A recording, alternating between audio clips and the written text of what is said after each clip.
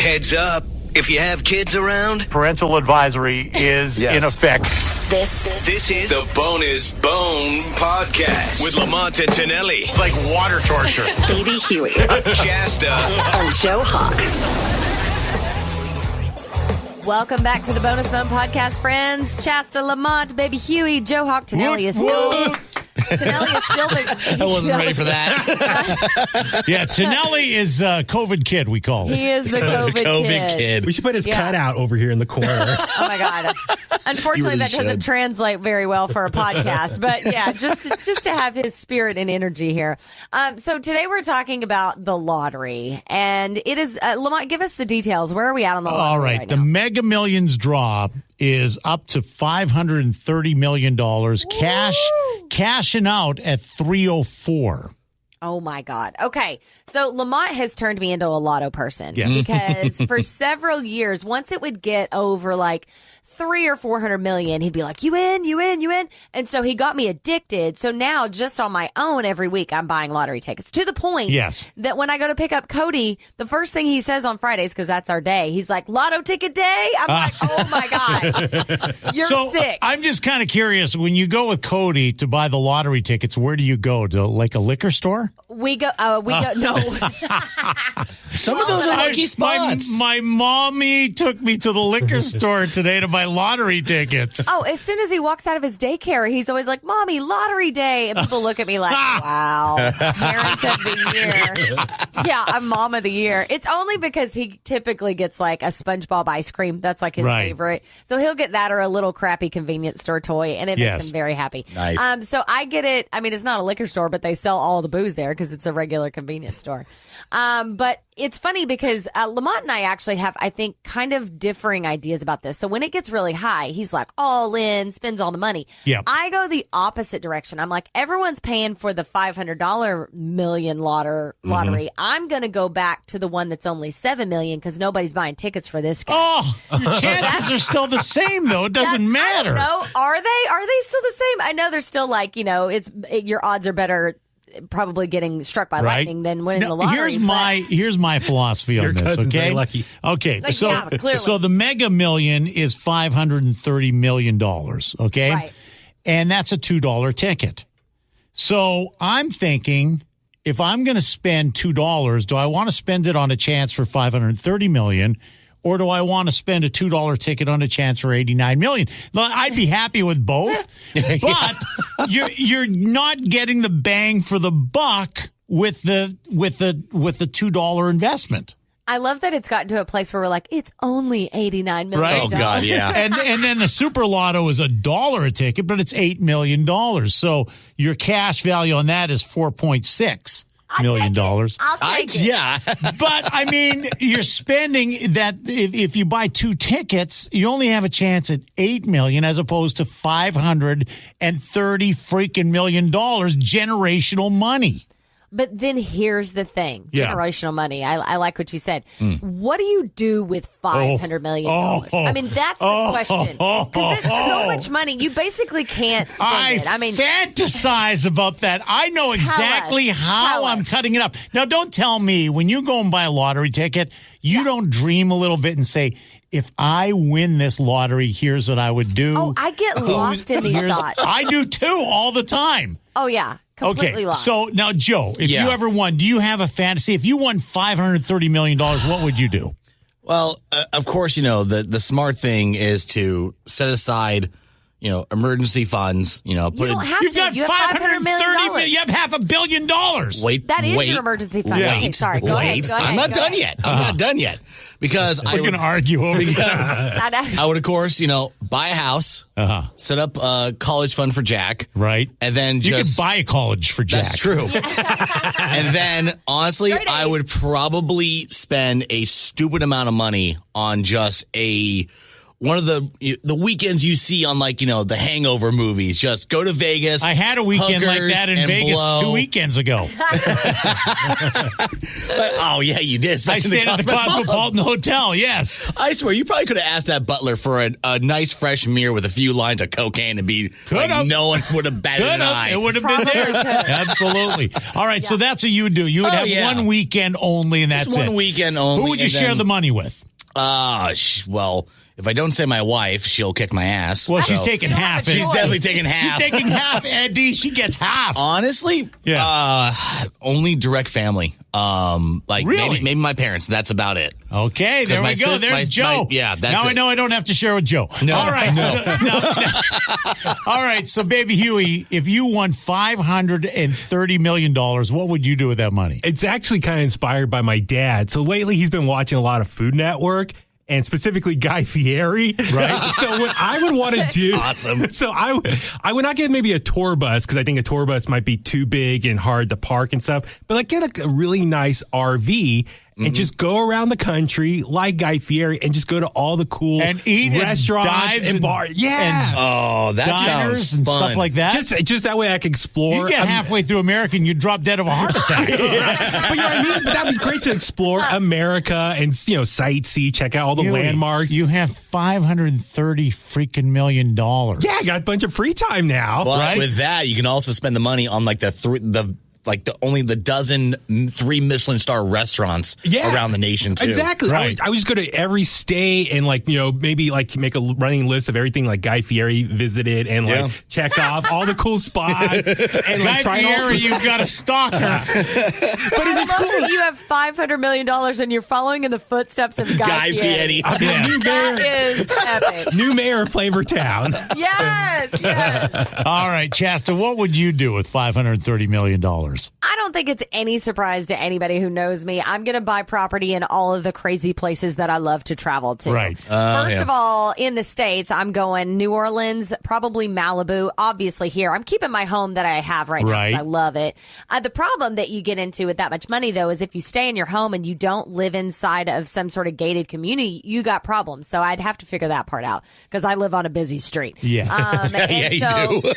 that's a problem. But I would buy a place in Thailand. I would buy a place in, you're coming to my place in Thailand, by the way. I'm buying a place in Morocco, probably Cambodia. Cool. Yeah. So I'm a big world traveler, so I'm going to get a plane. For sure.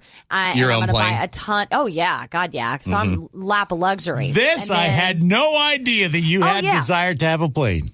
Oh, well, just because I want to get to my places. And I don't want to have to deal, especially in a world of pandemic and all the crap we're dealing with. You just get to drop all that. You don't have to worry. You can go wherever, whenever you want. So those are the frivolous things that I would do, the crazy, spend your money. But I'm really my first thing is pay off all of my debt for me and basically everyone that I'm super close with. You could do that with the interest on that money. You can do that. Joe, you're getting nothing. You share with no one but your parents. I wasn't on that list. Right, so, exactly. Yeah, that's a two-way street, Buster. You could pay off all that debt with just the interest on this money in a month. Mm-hmm. I mean, you're paying off all of your family's debt. You're buying everyone a new home if they like, a new car, getting everyone set up, college funds for all the nieces and nephews. I do have some adopted nieces and nephews, so that's a pretty long list there.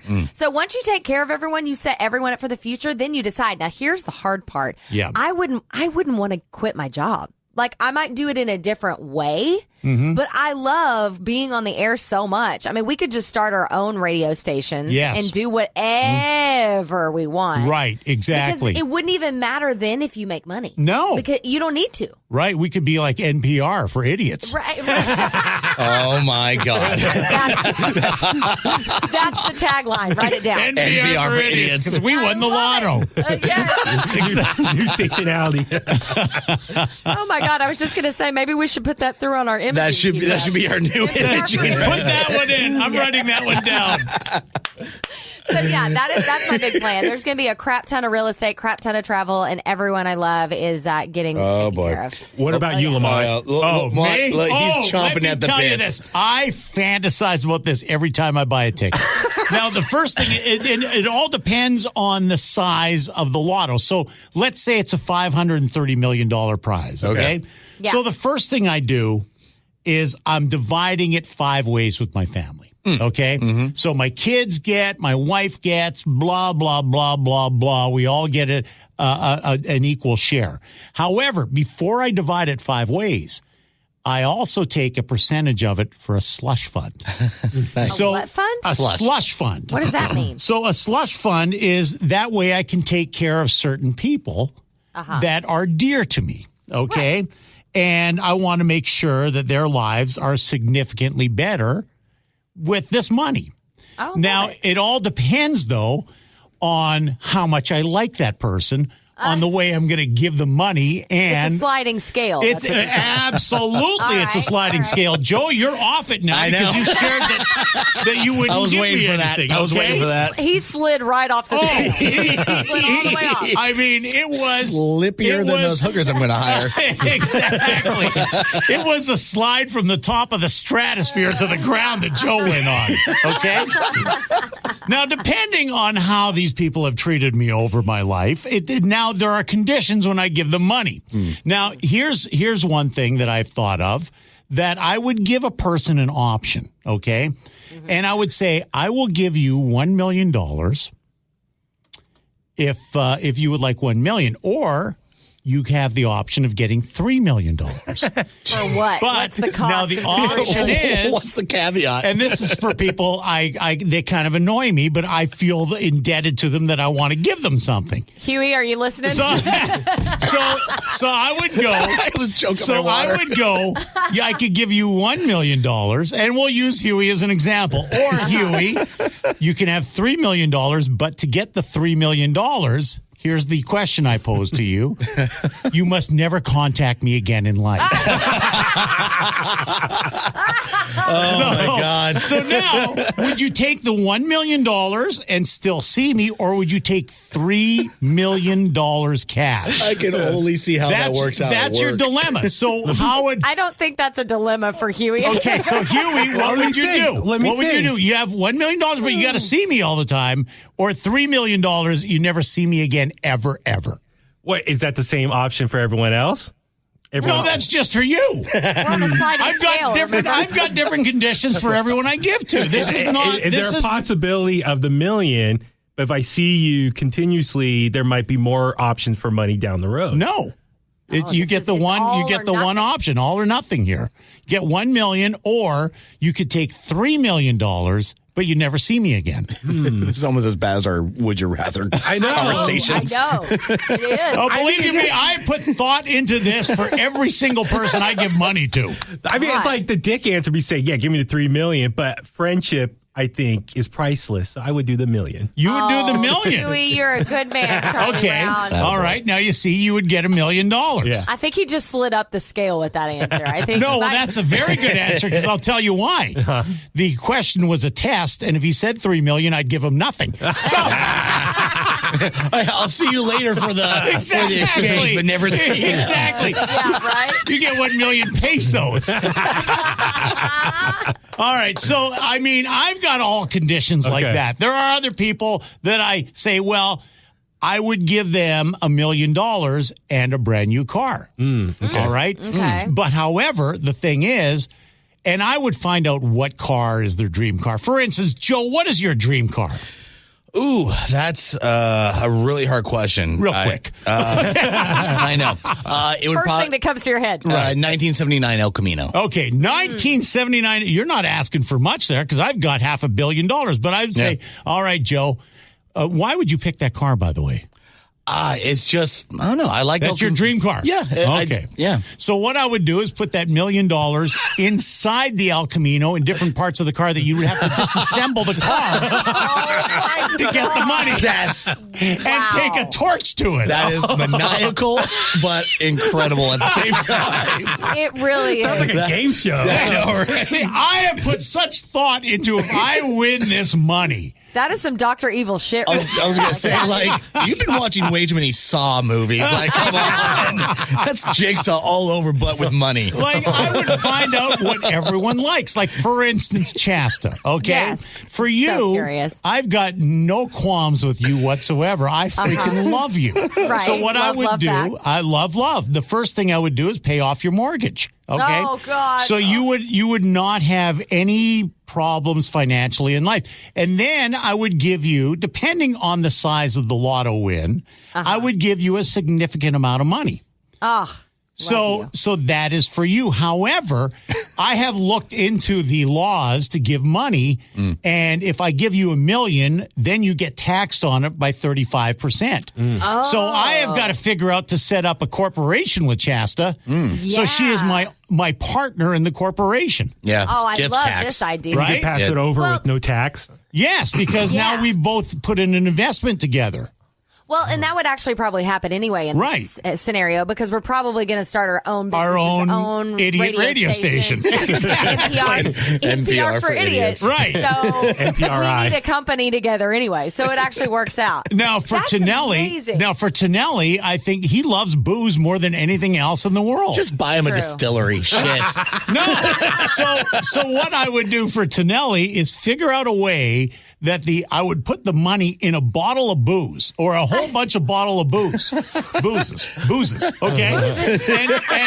And what I would do is the bottles could not be opened unless you broke them. Oh, dude, that is so that would absolutely kill him, but not tell him which bottle had the booze in it, had the money in it. So he would have to break every single bottle, and it would kill him to be wasting the booze. I would think my thought is you would make him go dry for a certain amount of time. Just have him spin the corn, just shaking, craving freaking just a drink. No garlic. He'd have to go no garlic and booze for 2 years. There you go. He's looking to kill him at this point. That's what that's about. He'll be registering on the Richter scale from all the shakes that he has. Yeah, but listen, I love to fuck with people. So clearly. So I've got a certain amount of money for every certain person that I know, depending on the size of the lotto win. Right. And that's the way I would distribute my money. Man, okay. What have we learned today? Can we send this episode to a psychiatrist to see what they think about all that? We've learned Lamont is evil. And we have also learned that I really need to start thinking more creatively about the lottery winnings if I get them. Because this is some genius shit. If I ever Right? Exactly. Yes, it really, really is. That's fantastic. By the way, when Tonelli comes back from his COVID kidness, we're going to tell him what it's going to take for him to get this money, and then we need an answer from him. We also need to know if we're on his list. I don't think any of us make the cut for Tonelli's list. Probably not. Huey. Maybe Huey. That's like Are you kidding? He wouldn't give Huey squat. I mean, Tonelli is the guy that we would never see again. Yeah. Like, I truly think he would just be like, I got my money, F y'all, I'm outta here. We would see him. All we'd have to do is go to a neighborhood bar in the afternoon. He would own all the neighborhood, but surely he would start like a line of bars or a line of booze or both. I would really be That's why I said buy him a distillery. Shit. Yeah, exactly. He would have to. If he didn't have booze coming out of this, I would be really, really devastated. Right. He would need to do a line of like garlic, like Tonelli flavored garlic, and then merch to go along with all of it. Oh my God. Oh, that would be amazing. Okay, well, this was awfully telling, and I am so honored that I'm the only one you're not going to fuck with out of the entire. Well, not yet, anyway. You're still technically his boss, so there's still time. No, you know what? It had nothing to do with that. It's just because I freaking love Chasta and she's a pure person. You guys are all dicks. And we're going to end on that, on a good note for me and a bad note for everybody else. Yep. All right. If you want to let us know what you would do with your lotto winnings, we'd love to hear it. And make it more interesting, if you can, than Lamont's. Because, I mean, he set the bar high I put some thought into this. Yeah. The Bonus Bone Podcast at gmail.com. Yep. And until next time, hopefully the COVID kid will be back and you guys will be back with us as well. We love you. Bye. Ciao.